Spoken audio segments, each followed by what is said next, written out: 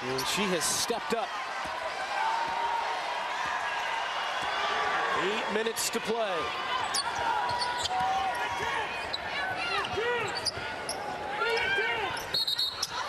Seal off. Foul number 24. It's a foul. It was a good seal off, but it was a little bit too much with the arm. This is Lisa Mattingly. Murphy on the take. Texas Tech in front.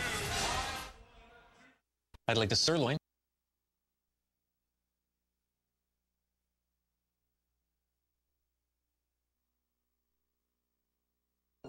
The Big 12 Conference and special. Coming in with a loss to Oklahoma, a win against Colorado. Texas picked tied for second in this conference, came in with a couple of losses to open Big 12 play to A&M and Nebraska. Mallard 10.6 blocks, but we see it again. 4 fouls, she's on the bench. Yeah, that's huge because that changes everything for Texas Tech on the inside. Now Jordan Barncastle is going to have to play some quality minutes on the inside. They do not have a lot of post depth, and Mallard has been a factor on both ends of the floor. 6 blocks. Yeah. And Ashlee Gale's the one that comes in here, the second leading shot blocker. Williams got 3. And Gale Guest, of course, knows with Mallard with 4, the middle of the floor is going to open up for her team to go right inside. It's been fun to watch these two coaches go back and forth. Every day in the Big 12 is like this. Nothing is easy in this league. Including that pass knocked out by Reed. So we're at 57-56 with 7:27 to play. You work in this league, you better be able to recruit. You have to be able to prepare. And you better be able to game adjust. Those 3 principles every coach in this league has to have, or you're not going to win.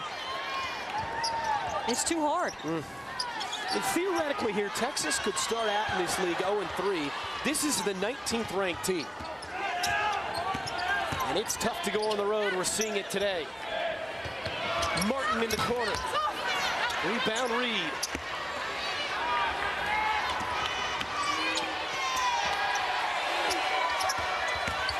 Raven. Here comes Williams. Kick out Fontenette. Steps into a 3. Off the ball going inside. The collapse by the defense and then the kick out. Ashlee Fontenette with a dozen. She's hit a couple of trays. 59-57 Longhorns. See, Christy Curry can't take a chance. Mallard is waiting at the scorer's table. She's too valuable. With those 4 fouls, but also 6 blocks. Double-figure points. Stolen away. Fontenette wants to run. Kick out Raven. She's in rhythm. Halfway down, wouldn't go. Martin the other way.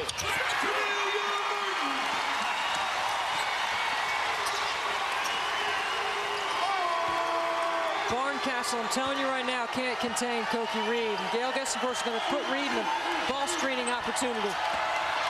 Little heat check here for Williams. Sits off the heel. 4 players on the deck, tie up. We'll go to the other end. Texas doing a great job without Mallard on the floor, getting a piece of the paint. Watch the drive right here. And then Fontenette's going to be outside the arc. You're going to see the penetration, and then you're going to see the kick out to the 3-point shooter. She's spotted up. Even Koki Reed saying, pass it out here. I've got the screen. Barncastle doesn't even come close to contesting. 59-59.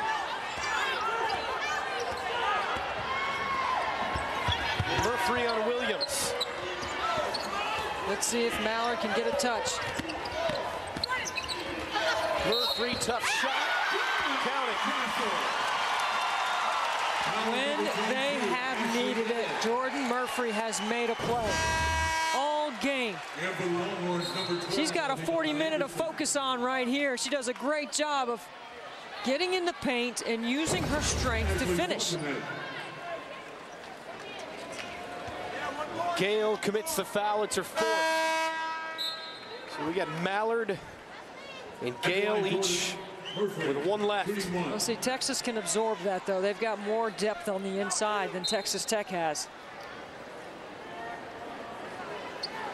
Texas plays 10. As you talked about, they all play a lot of minutes. The problem and the difficult thing for Coach Guest, of course, is that her best post-up player, Cokie Reed, can't try to pick up that 5th on Mallard. Kat Nash has been kind of quiet in this game, too. We haven't heard much from her. She only has 5 points. She came in here 2nd in scoring for Texas with 14 a game. Raven on the drive. Murphy again there to get the basketball, and you have touched on it throughout the day. When they need a play, they get it from Murphy. Drops it in, Roberson. How did she even catch that? It was behind her head. The way those two have played together has been fun to watch today. Murphy and Roberson.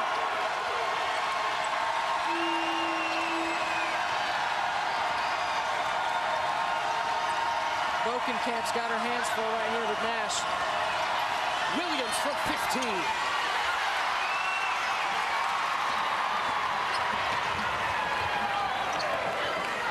Smalls comes out and shows herself, saw her teammate in trouble, and resets.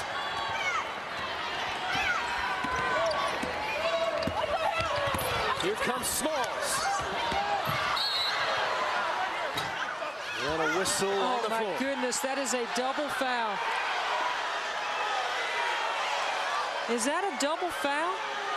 That is what the officials, Clark Stevens, indicated.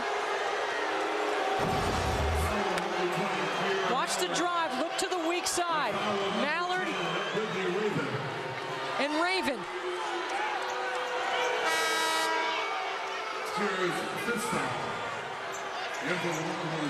He did call a double foul on that play on the weak side. That's it for Mallard. She's gone. Mallard part of that. Officials conference here. 10 points Mallard, 6 blocks to go with 5 rebounds. She's done with 4 minutes and 14 seconds. That is a huge, huge play for Texas Tech. I believe you go to the possession arrow.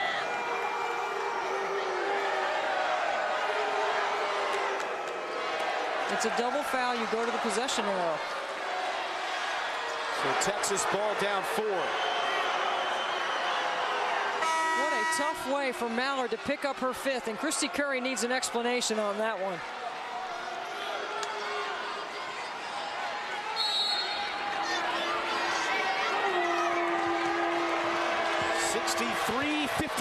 Mallard fouls out. Texas Tech with a 4-point lead. Mark it down. It was at 4:14. Nash. Yes. Weren't you just saying Nash has been quiet? She has been. She's too good of a scorer, and her versatility now is going to be on display without Mallard clogging up the middle.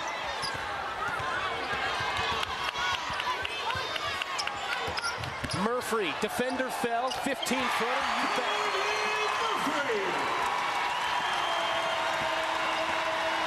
Over my years in the Big 12, I've seen some seniors play huge. This one's going down as a night that a senior played a gigantic game. Reed went up and got fouled by that senior.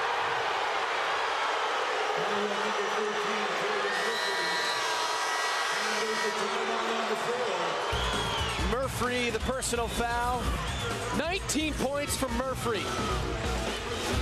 Reed attacking. 65-62.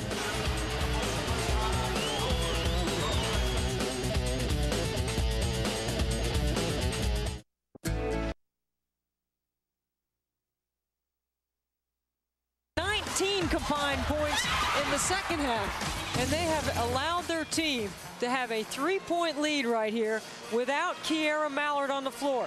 That's going to change some things offensively for Texas Tech, but her presence on the offensive end won't be felt as much as her presence on the defensive end, where I think Ashlee Roberson is going to have to play big in the rest of this game to protect the inside without Mallard. How about 11 of 14 for Roberson?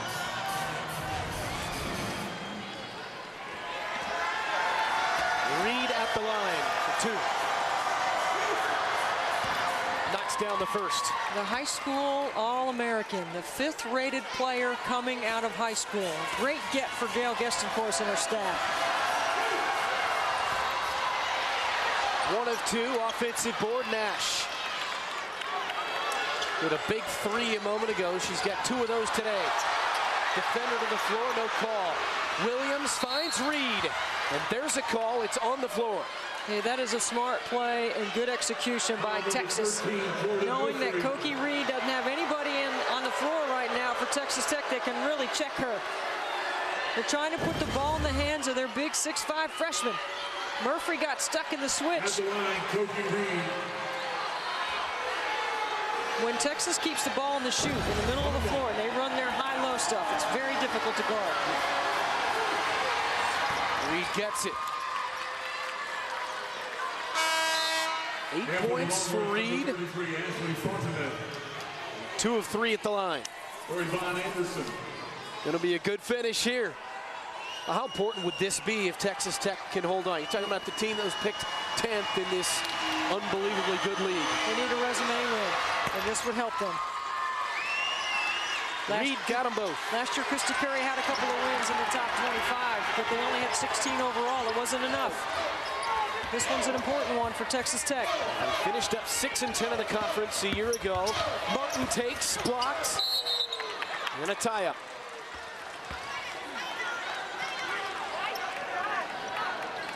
Three minutes to go, tied at 65.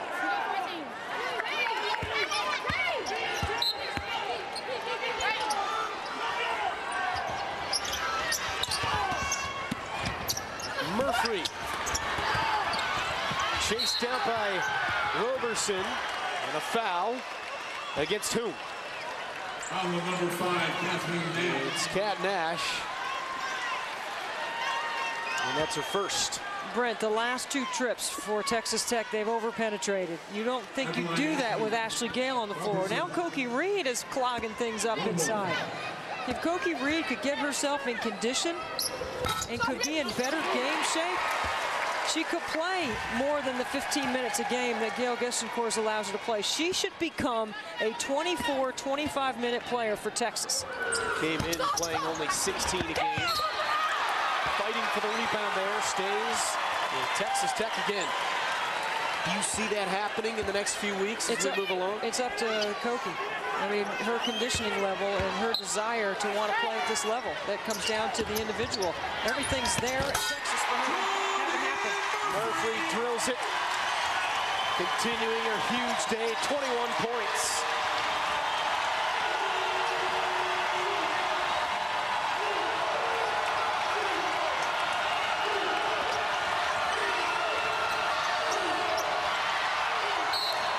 Nash fouled by Roberson. A steal that was there in the first half has not been there in the second. Texas Tech had 11 first-half steals. They have 0 in the second half. And on the other side, Texas, who had 14 first-half turnovers, has 4 in the second half. That's the swing in the game, or a big part of it. And that's exactly what Gail Gestencourse told you at halftime. It's way too many turnovers, and they have corrected it.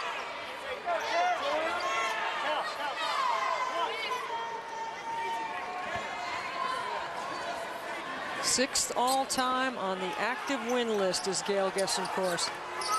She wins 78% of the time that shoots over there on the sideline. A gaudy resume from her days at Duke. 18th season overall.